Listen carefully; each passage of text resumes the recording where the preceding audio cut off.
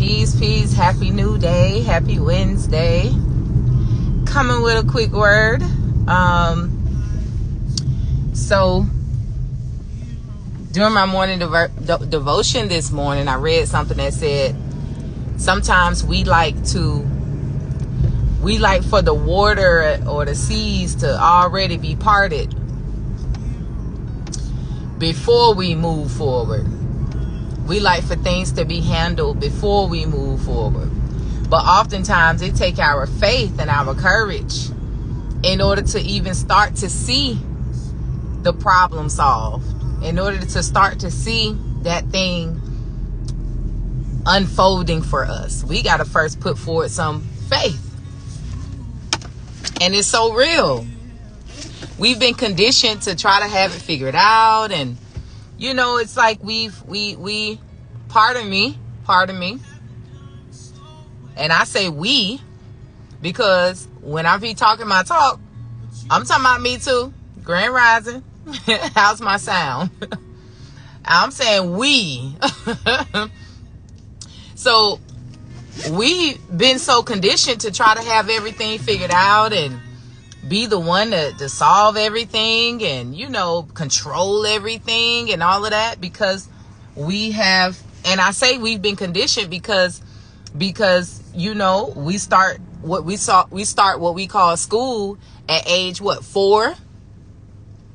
And at age 4, we start to believe that, you know, if you're smart enough, you can be approved of and validated, and you know, if you pass this test and that test and know this and know that, then you get this and get that.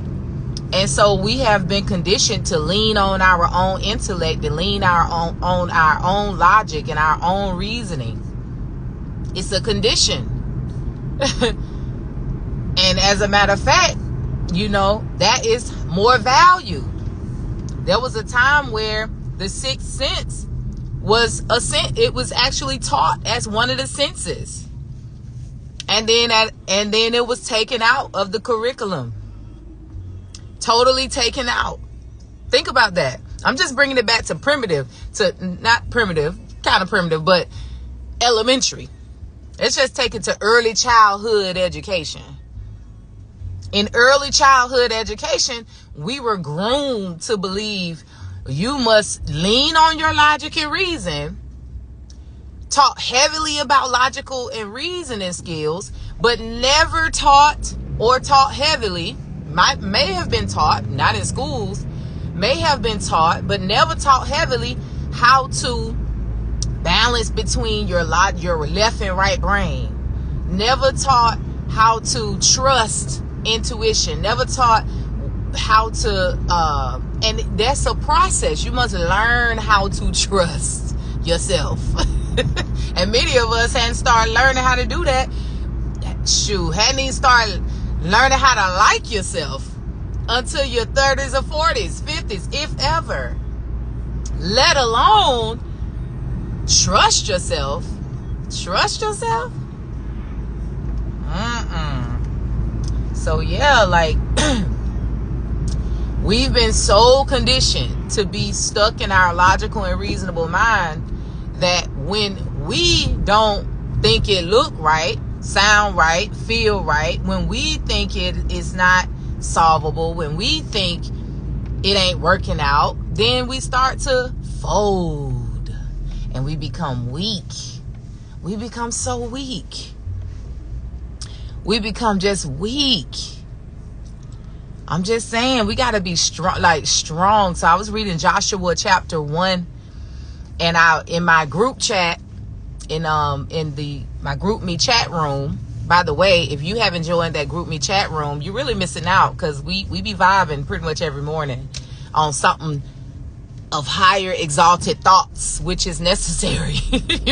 Put some in your head early so you won't be out here in these streets, you know what I'm saying, dealing with the shenanigans as if you don't know who you are.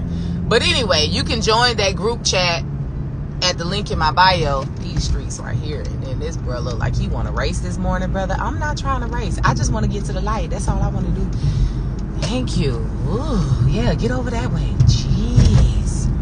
Anyway, if you haven't joined that group chat room, some of y'all in here already on there. Peace and love to y'all.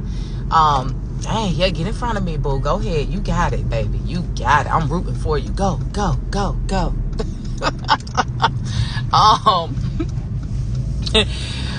Join that group chat me. But anyway, in the group chat me, I put in there, check out Joshua chapter 1, verse 3 through 9. It's 2, but 3 through 9. And I put it in my story too here on IG. What's the command? And at OU Ministries, I teach the Bible from a metaphysical standpoint. You know what I'm saying? We use the Bible to gain spiritual understanding by knowing how to read it, by knowing how to apply the word, the logos. So read Joshua chapter 1, verse 3 through 9. And I asked them, what is the command? And when you read in scripture and you see something repeated over and over again in a chapter, that's a key. These are the secrets. You know what I'm saying? These are the formulas to life. And the command was, be strong and courageous. It said it 3 times within that short period of time. Joshua 1 and verse 3 through 9. Be strong and courageous. And then in one part it said be strong and very courageous. It's alluded to the fact that when you are in a place of traveling through, at that time they were going through Canaan, passing over Jordan. They was going through these things. All of these stories just talking about your life. You're passing through phases of your life. You're passing through phases of the mind, phases of development of the mind, or phases of stagnation of the mind, phases of trials of the mind. And so it's giving you tools and tips on how to pass through those phases of the mind, because life is mind. Your world manifests through your mind. And oftentimes you are seeing, let me just say it straight. All the time you are seeing your life unfold in a certain type of way because of how your mind is, the state of mind you're in. And in this particular story, at this particular part, it's highlighting the need for strength and courage. Strength and courage in what?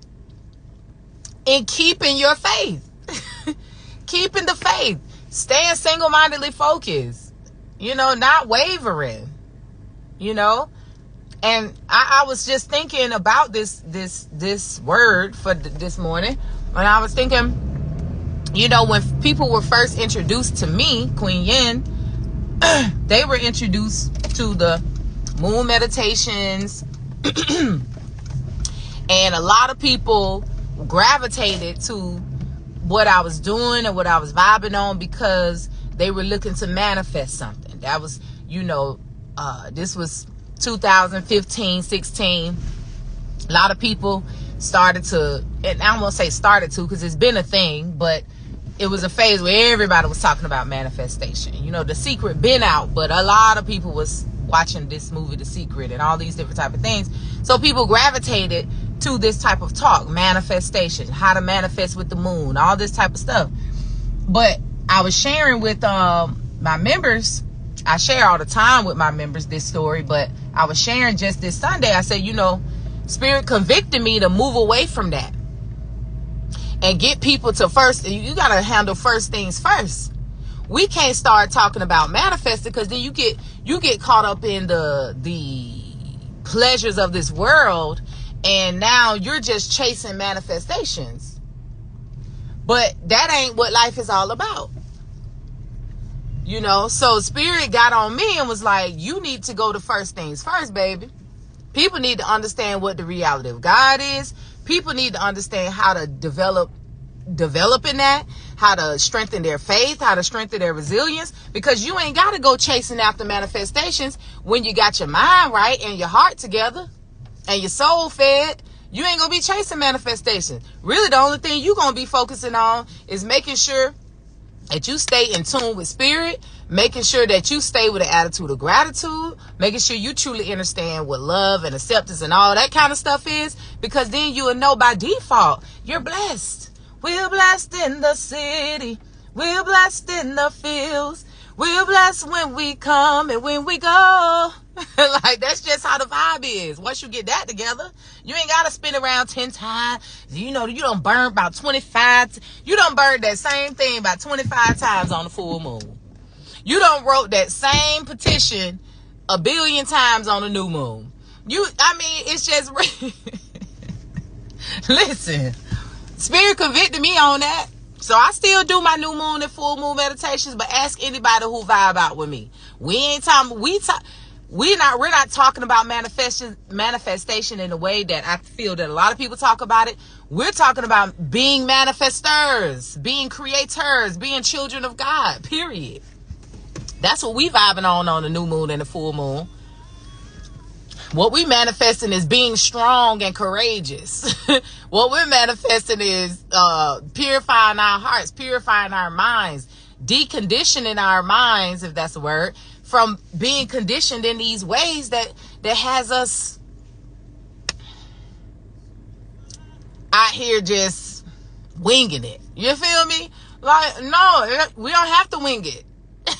If we understand that we are divine beings, you will know you're not winging it. You're being strong and courageous in your being.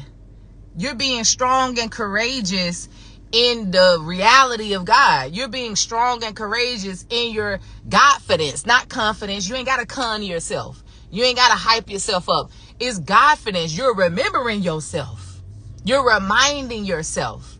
Remember. You're remembering yourself. You're reminding yourself. That's Godfidence. Confidence is when you hyping yourself up. Let me do these affirmations. Let me do this. And I'm not going hard on affirmations because that's a big part of your walk. Affirmations, prayer, meditations, all of that. But how you use them is a thing. Are you using it to just con yourself? That's why I say not confidence, but Godfidence. I'm using the affirmations to affirm myself, to remind myself of me, to remind myself of my being, to remind myself of what I am, to remind myself of the I am essence that resides in me and all around me. So anyway, I could preach forever. I was supposed to be here at 9 o'clock so that I can be done with this workout by 10. So I'm a little behind, so let me get going. But the word of the day. Be strong and courageous. Be strong and courageous in your Godship, in your beingness, in your isness. Be strong and courageous in your faith. Because oftentimes you're looking for the problem to be solved before you jump. You're looking for the problem to be solved before you take that step. But oftentimes, more than most, it takes the faith, the courage of you walking forward, of you standing firm, of you obeying spirit. It takes that faith, that strong courage first before you begin to see that problem being solved. Before you begin to see that thing that you're desiring or needing or wanting to unfold. If it's in alignment with what spirit is moving you to do and acquire and be and whatever, if you feel that it is righteous and it is of good nature for you in your walk and your life, then baby, stand on that thing. Be ye doers of the word and not hearers only. Don't hear it as something that, but then you ain't doing nothing. Come on now. Come on, somebody. All right. We give thanks for the word. Give thanks for the word this AM. Enjoy the rest of your Wednesday. Peace and love to you. Before I go, let me remind you, I have a spring special going on. So I suggest that you take advantage of that. You could hit that at the link in bio. And listen, we are upon a spring equinox and new moon. I love this time of year. It's like, oh, it's like, woo, I feel like the budding flowers and bulbs and all this kind of stuff. I can feel it. And so anyway, so around that time, I'm going to have a meditation. So I got a meditation on the spring equinox and new moon. The day before that, I got a class using the moon cycles and seasons for your spiritual and personal development. I have that class as well. That's on the 19th. That's a Sunday, 6 p.m. to 8 p.m. in person at the garden on the inside. But if you're not in Atlanta or you just can't make it in person, I am going to be streaming it virtually. So you can register for that class at the link in bio. That's on the 19th. You can register for the meditation on the 20th. That's at the link in bio. And the spring special. The spring special come with a clearing, an oracle reading, and some coaching or counseling. All right. Peace and love, y'all. Peace.